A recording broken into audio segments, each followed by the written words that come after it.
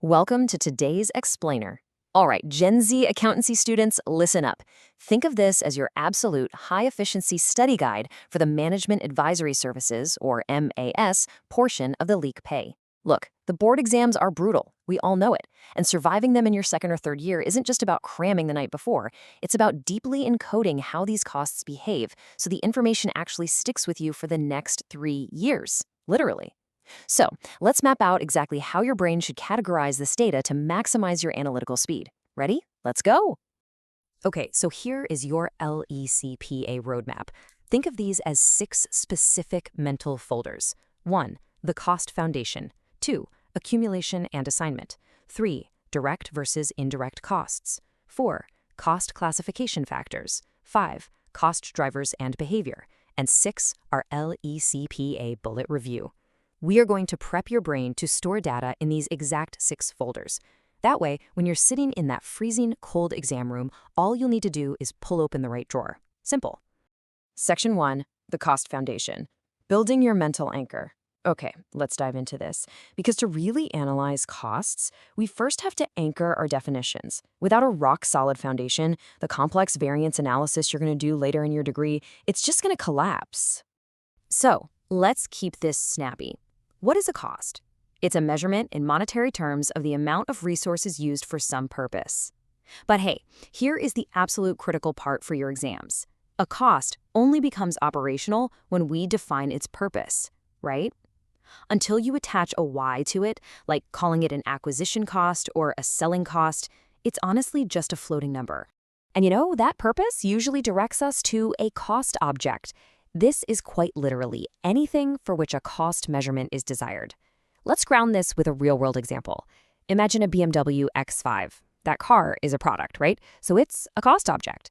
But a cost object could also be a service, like a 24/7 dealer hotline, or a project, like R&D for a new DVD system, or even a specific customer you're selling to. Basically, if you want to know how much it costs, boom, that is your cost object. Moving right along to Section 2, accumulation and assignment, how cost data moves through a system.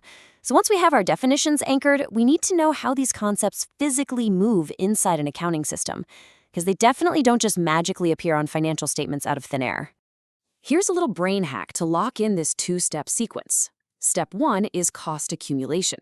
Think of this as gathering all the puzzle pieces from the factory floor, collecting data in different categories like materials or labor.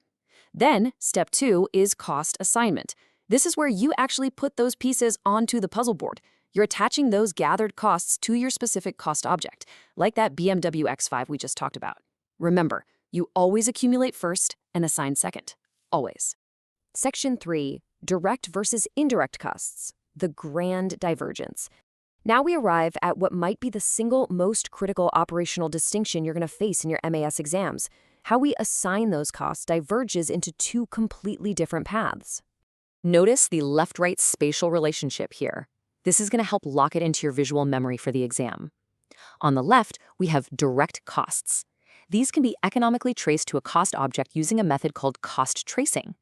For example, if you buy a steering wheel for a BMW X5, that is a direct cost. We can trace it perfectly, 1-to-1. But on the right, we have indirect costs. These cannot be economically traced, so we use a method called cost allocation. An example of this?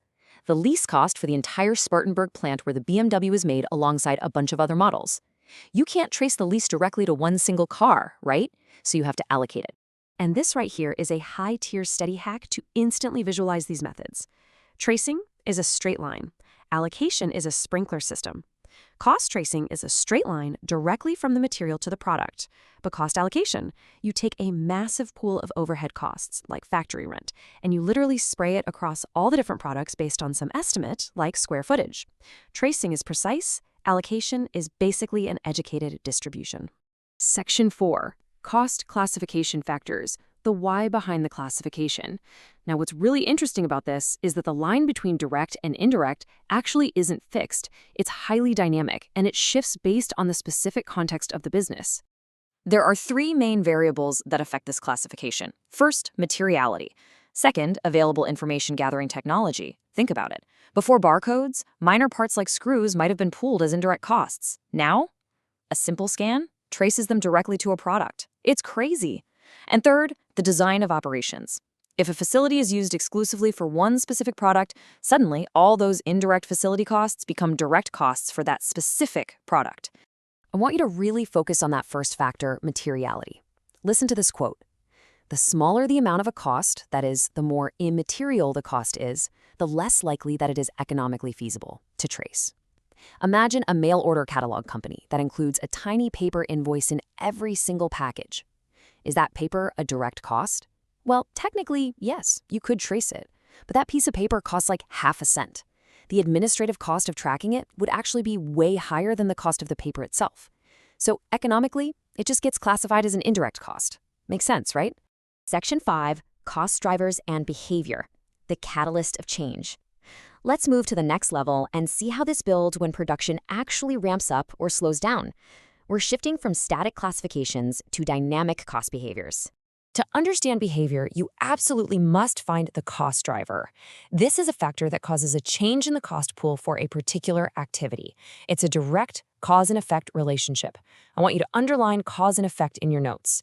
If the number of vehicles assembled goes up, the total cost of steering wheels goes up. Boom, the number of vehicles is your cost driver. Okay, take a mental screenshot of this matrix. Seriously, study it closely. This is a classic hack that will save you from mixing up total and unit behaviors during those really tricky questions on the LECPA. Let's break it down. For a variable cost, the total changes, but the per unit cost stays exactly the same. For a fixed cost, the total stays constant, but, and here's the trick, the per unit cost decreases inversely as activity increases. Mixed costs? They simply blend these two realities. If you know this table inside and out, you can answer almost any cost behavior theory question they throw at you. When we express that behavior mathematically, we get the cost function, y equals a plus bx. Let's break this down super fast. Y is your total cost. A represents your total fixed costs. That's the baseline you pay no matter what happens. And bx represents your total variable costs, where b is the variable cost per unit and x is the cost driver we just talked about. Simple algebra, but incredibly powerful. So the crucial point is this. Everything we just said about fixed and variable costs comes with a massive warning label, and it's called the relevant range. A fixed cost is only fixed within a specific band of activity and a specific time period. If you produce way beyond your factory's capacity, guess what? You have to rent a whole new factory. Suddenly, your fixed costs jump. You should always assume cost behaviors are only valid inside their designated relevant range. Section 6, LECPA Bullet Review. Screenshot this with your mind. Change of tone here, guys. Focus up. We are at the final stretch. This is the ultimate synthesis, the rapid-fire review you need to play back in your head when you're sitting for your exams. Let's run through these purely as rapid-fire brain hacks to solidify the cognitive encoding we've built over this session. 1. The cost object is always your target for measurement. 2. The process is strict. Accumulate the data first, assign it second. 3. Direct costs use straight-line tracing. Indirect costs use sprinkler system allocation. 4. Variable total varies, but the unit is constant. 5. Fixed total is constant, but the unit varies inversely. Lock those 5 bullet points in. They are gold. Before we wrap up, I'll leave you with this provocative thought to test your new analytical understanding. If a manufacturing plant becomes highly automated and replaces human labor, which is direct labor, with machines, which falls under factory overhead, how does that fundamentally shift the balance of direct versus indirect costs in their accounting system? Think about how that changes the reliance on tracing versus allocation. Chew on that as you review your notes. Thanks for joining me on this explainer, and keep studying smart.